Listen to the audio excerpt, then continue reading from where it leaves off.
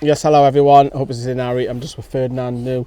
We're just at Cambridge Services, and I thought I'll film the last word here and put it out in the morning for you. But you seen that out the camera? Come on, you can't get there. Newcastle's performance has been absolutely pitiful, hasn't it? It's been diabolical, and don't really know what else how to describe it, because normally the last word will break it down. I mean, we will do that, but the emotions are still there, and I'm busy filming this at 8:30 at night, ready for it to go out in the morning, and it's just poor, and it's come so left field, this performance, because obviously we played so well in midweek against Spurs with very much a rotated side, and I mean, let's get into it. So obviously West Ham have not won since, like, is it February or something? Oh, you're gonna have to move, little man. And the last time we visited West Ham was last time we won away, I think, and West Ham have not won since, if I'm not mistaken. So the odds were all in Newcastle's favour, and obviously Kieran Trippier has not been involved because of illness at all, so Emil Kraft got his place in the lineup, and I was alright if that. Emil Kraft was he's steady, you know what you get with him, and obviously there was wholesale 6 changes from midweek, and none of them were really surprising except from that one of Trippier and Kraft replacing them. But the usual midfield 3 that you expect: Gordon left, Murphy to come in on the right, Valdemar up top, back 4. Maybe there might have been a shout for Fabian Schär to potentially play after his good performance midweek, but it was Chow and Botman. So the game that's selling, let's get into it. So Jarrod Bowen had that chance where he hit the post, and then we went down the other end, and you have to say it's a fantastic take by Jacob Murphy to finish low. It's a great finish, and he was obviously in the start lineup because of Alanga's form has been a little bit different, hasn't it? And he took it well, he scored, it's fantastic, and obviously the way end is going absolutely nuts. Just pause there, because that away end, the Neat, was one of the quietest I've ever heard. And I go to a lot of away games, a lot. I've really missed one. And that is by far one of the quietest away ends I've ever seen. And now how West Ham set up with the away fans, you've got that tiny little section, then a big massive gap, and then you're up in the gods for the next lot. But it doesn't help away fans, and that's probably a good thing for West Ham. It was really quiet. It was quiet, and even though it was scored, and there was, do you know what it was? It felt like there were fans there who don't go often, if that makes sense. Maybe it's people from London have got the chance to go to a ticket. Maybe it's cooperative, I don't know, but it's just something wasn't there. Like, a few people were trying to sing like 4 or 5 and no one else would. And it was like continuously like that all game. But I just wanted to bring that up because I thought that was poor. The way end was literally dead. The goals that we conceded, the first one I think Nick Pope has to save, because Paqueta shoots low, you can see it all away, and for me he has to save that. And it's 1-1, but in all honesty, it's probably fair at that point. But then they go on and score another one, and I don't think if any of us have not saw the game, Nick Pope is slightly out of position in the build-up because he's run out, and then he runs back in goal, and then Wan-Bissaka crosses low, and Botman slides. Now, if Nick Pope isn't out of position earlier on in that play, I don't think Botman slides. But it's unfortunate for Sven Botman. It goes in the back of the net, and it's just literally not far off half-time. Newcastle are 2-1 down. But all honestly, an hour ahead of Gordon chance that the keeper saved Areola. But all honestly, Newcastle were really shite. They were lethargic, they were slow. Every single player, and I mean every single player, let the badge down. They were shite. Even Murphy after his goal.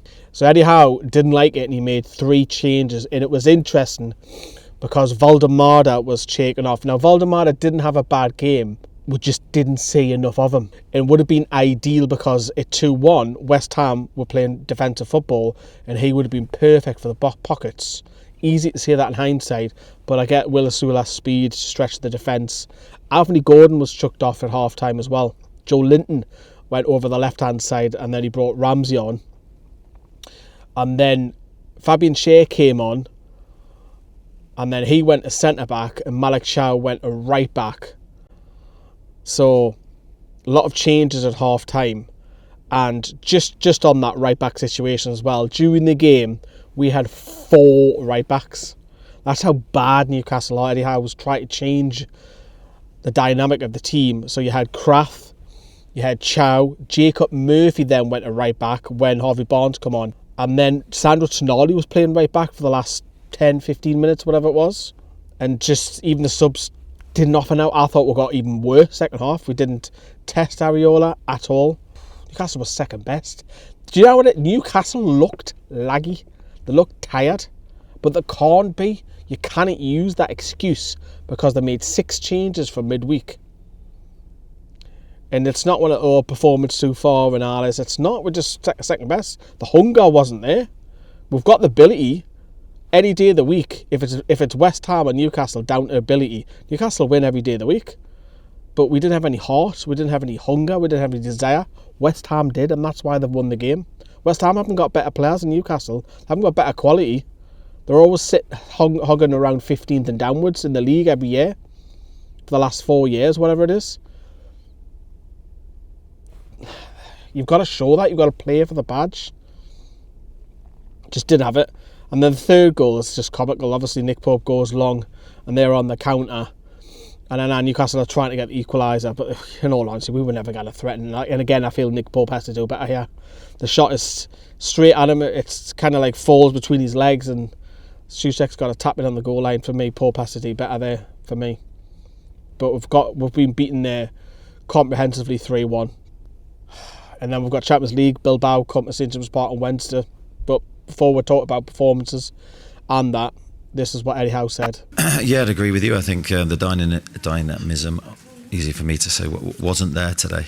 Just the physicality, the energy was missing in our performance, and the difficult thing to sort of take from that, as we obviously rotated the team a lot in midweek for freshness in the players, so that didn't seem to be there. So yeah, hugely frustrating for us. That was a poor performance. We tried to be very open and honest with how we play, and yeah, we weren't ourselves today.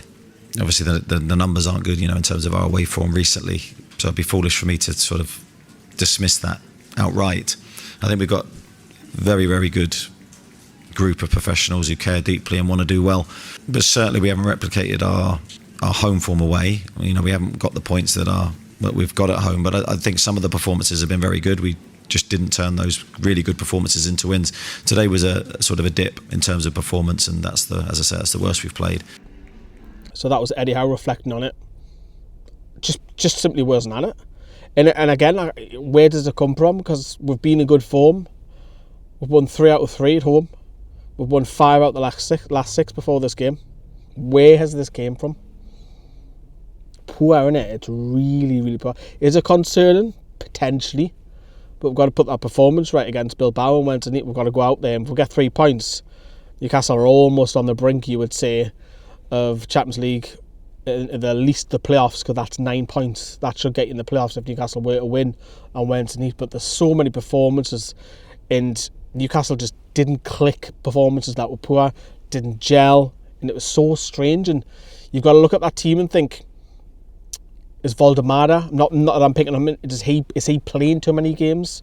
Is the mantle on him to produce all the time?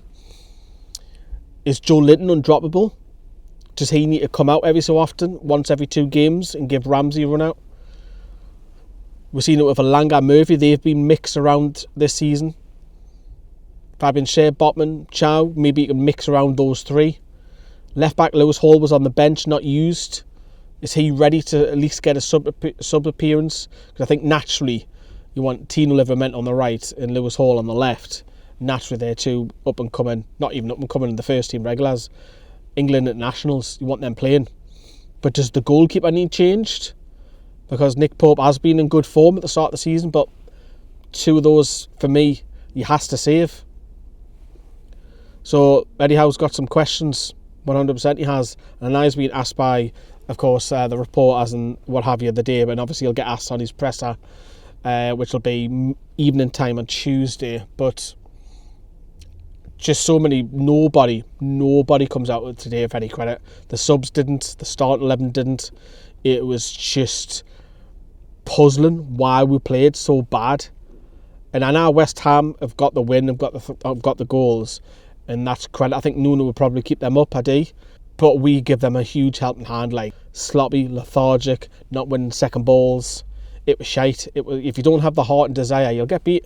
You can have all ability in the world. If you've got 11 lines on the pitch, but you're not showing any ability, them lines will win. Disappointing, like, and I've calmed down a little bit because in the match reaction, I just wasn't happy with that, because it's not just the travel and all that. It's you travel away games for the thrill, the hope of a win, because it means more than a home game. But Newcastle's away form is really alarming. Been 7 months. The last time West Ham won at home, we had already won there. So, because we won at the London Stadium before West Ham did today, back in, March, before the cup final, when Bruno scored. West Ham hadn't won a home game since, and now they've just played us and won.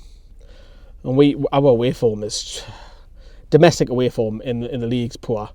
Obviously, we've won Union, battered them in the Champions League, which is great, but it's alarming. The away form needs to be fixed, because if Newcastle really want Champions League football again next season, you've got to win at these grounds. West Ham are in the bottom 3. Not good enough. You've got to win these games. And look, Hall's out, Livermento's out, and Vissa's a disappointment not being around, because we thought he might make the bench, and that looked like that's going to be until after the next international break, so you're talking another 2 to 3 weeks, because it just gives Voldemada that rest. But there you go. That's my 50 pence piece on it. I'd love to know how you feel now that it's died down after the last 12, 15 hours or so. Well, for me, it's only 8:30, but you know what I mean. I'm putting the video up in the morning. But look, let us know how you feel. Drop us a like, drop us a comment. Well, all we've got in days, move on, can't we? Can't reflect on it too long. Gonna have to move on, aren't we, son? Do you want to say goodbye? Say goodbye? We'll end it on a nice little happy moment, eh?